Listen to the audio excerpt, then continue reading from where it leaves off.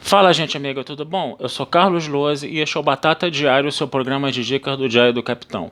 E hoje nós vamos continuar a falar de Jornada nas Estrelas Strange New Worlds, mais especificamente do sexto episódio intitulado Onde o Sofrimento Não Alcança. Gente, finalmente a gente pode falar, tá, que temos um episódio de Jornada nas Estrelas raiz na era Kurtzman, tá? A gente tem o melhor episódio de Jornada nas Estrelas Strange New Worlds até agora e a gente tem o melhor que foi possível de ser feito em Jornada nas Estrelas na era Kurtzman, tá? A gente realmente tem aquilo que a gente via, né, nas séries antigas nesse episódio, tá? E dentro daquela discussão sempre de você trabalhar um tema muito controverso, um tema que praticamente não tem saída, ele depende muito do ponto de vista, muito da visão de cada um, tá? E é um tema que realmente tira, né, o telespectador de sua zona de conforto e principalmente faz ele refletir bastante. Isso é Jornada nas Estrelas Raiz, sem a menor sombra de dúvida. Mas para a gente poder falar um pouco desse episódio, vamos, né, falar um pouquinho do plot dele para a gente poder entender o que está acontecendo. O episódio começa com a Enterprise encontrando uma nave sendo atacada por outra, né?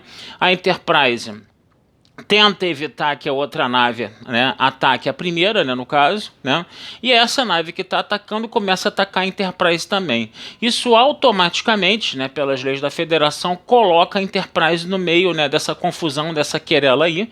A Enterprise tenta somente incapacitar a nave, mas por um acidente a nave acaba caindo na superfície de um planeta próximo, né?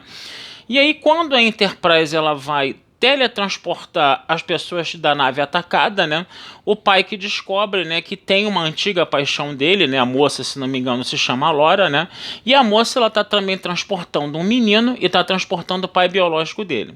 Essa moça é de um planeta, né? O menino e o pai biológico também são de um planeta, né, que parece muito com Naboo, que tem uma de Guerra nas Estrelas, né, que tem uma cultura avançadíssima e uma ciência muito avançada, né? E esse menino, ele vai ser uma espécie de monarca, né? Ele já está pré-estabelecido que ele vai ser um monarca, né? Ele é um garoto muito inteligente, tem uma inteligência muito aguçada, ele está sendo preparado para ser um rei, né? Pelo pai dele, né? No caso, né? E a nave que estava atacando eles era, segundo essa moça, a Lora, de uma cultura alienígena, né, que era hostil a esse planeta, né? Aí muito bem, né? Aí a Enterprise fica, né, protegendo esse menino, né, mantém esse menino na nave junto com o pai, né? E eles vão investigar, né, a nave, os destroços da nave que caiu, né, que eles que estava atacando a outra, né, no planeta. E a LAN, que estava treinando inclusive a Uhura, né, em questões de segurança, né, vai encontrar uma série de arquivos ali com uma linguagem que não era conhecida, e como a Uhura é uma excelente linguista, né, ela vai decifrar essa linguagem. Quando ela decifra essa linguagem, né, ela percebe, né, que na verdade aqueles alienígenas que estavam atacando a nave da Alora não eram alienígenas, mas sim um grupo dissidente do planeta, né? E aí fica aquela situação, né? Por que que está acontecendo isso, né?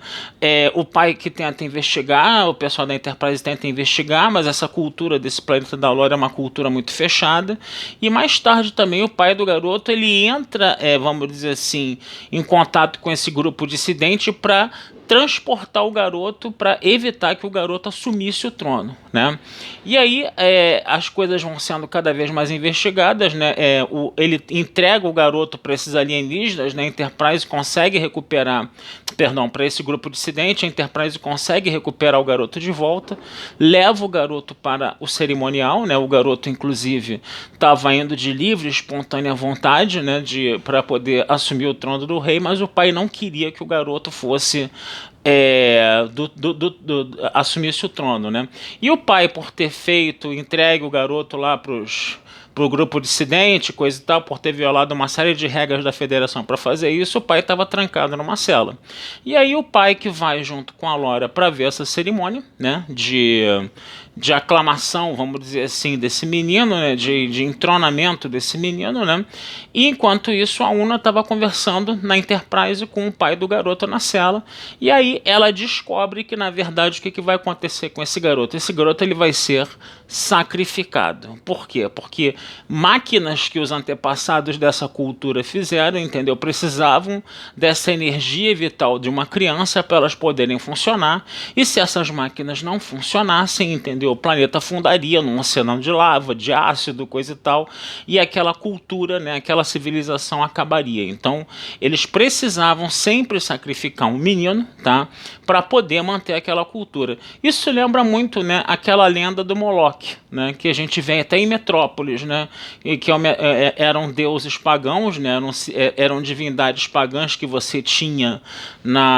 vamos dizer assim, na Europa, né, na Europa pré-cristã, né, que faziam ídolos de pedra com uma fornalha dentro, e em momentos de crise, né, os deuses estavam incomodados, então eles exigiam sacrifícios humanos, e você jogava crianças, né, vivas nessa fornalha, né, e elas morriam queimadas lá dentro, e o pessoal tocava uns tambores ali, entendeu, para abafar os gritos das crianças, né, e com esse sacrifício de crianças os deuses estavam satisfeitos, vamos dizer assim. Então lembra muito isso, né, em Metrópolis você vê isso quando os operários estão entrando na boca do Moloch, né, que era uma verdadeira máquina que trucidava, né, os operários, né? Então lembra um pouco essa coisa, né, do Moloch que você vê em Metrópolis. Você está vendo esse sacrifício de crianças para salvar uma civilização.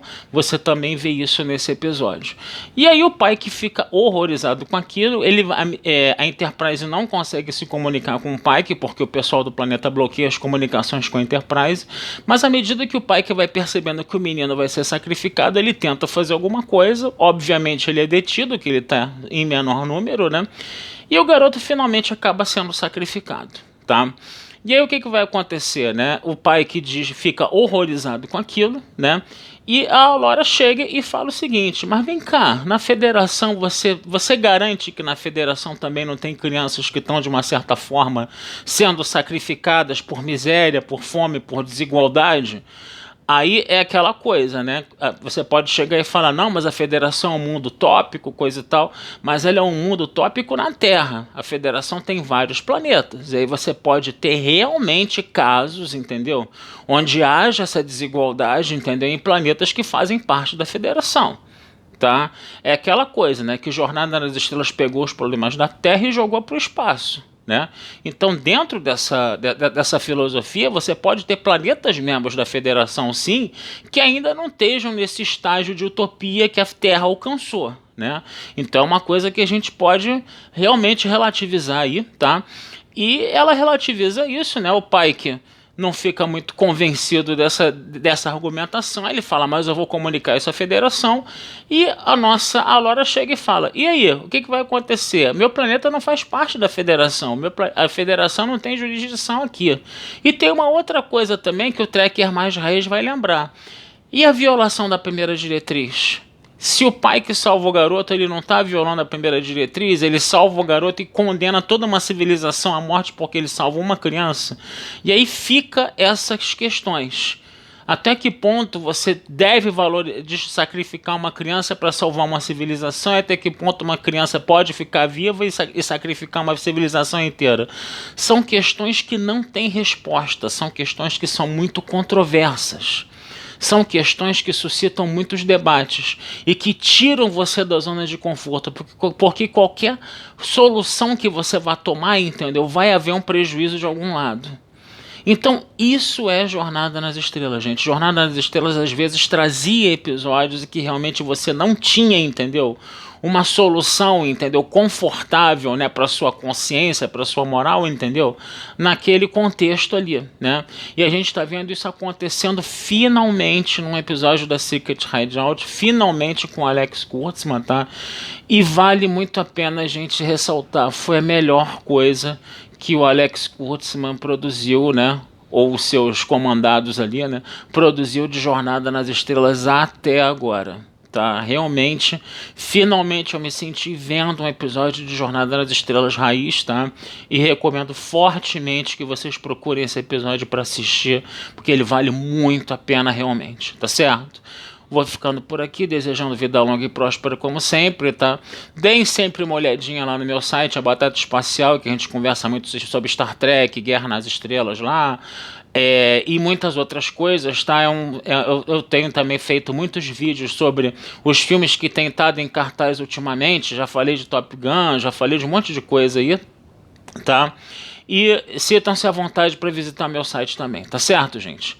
Um abraço, fui e até a próxima.